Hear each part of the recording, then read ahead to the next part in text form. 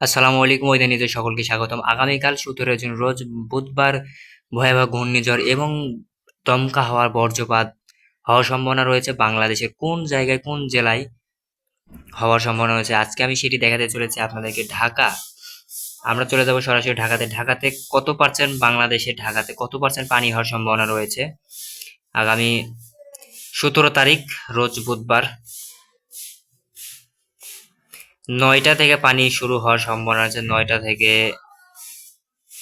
রাত 10টার পর্যন্ত পানি হওয়ার সম্ভাবনা রয়েছে। আপনারা যদি ফুটেজটিতে লক্ষ্য করেন তাহলে আপনারা ভালো করে বুঝতে পারবেন। এই যে ঢাকাতে দেখেন আজকে কেমন পজিশনের পানি হওয়ার সম্ভাবনা রয়েছে, আগামীকাল কেমন পানি হবে। এই যে আজকে পানি নাই, আগামীকাল 17 তারিখ ঝড় বৃষ্টি, ঘূর্ণিঝড় এবং দমকা হাওয়া রয়েছে। আর আপনারা যারা মাঠে ঘাটে রাস্তায় যে যেখানে চলাফেরা করছেন অবশ্যই দেখে শুনে চলাফেরা করবেন। বজ্রপাত হওয়ার সম্ভাবনা বেশি। বজ্রপাত হওয়ার সময় কেউ কোনো মোবাইল ফোন অন করে রাখবে না। মোবাইল ফোন অন করে রাখলে বজ্রপাত যখনই বিজলি চমকাবে সরাসরি বিজলিটা ফোনে আসবে। তো আপনারা সবাই মোবাইলটা বন্ধ করে রাখবেন ঝড় বৃষ্টি হওয়ার সময়। ঢাকাতে দেখেন আমরা আছি ঢাকা মেন শহরে। ঢাকা মেন শহরের রোডের মাঝখান দিয়ে দেখেন চলে গেছে একটা ছোট্ট একটা নদী।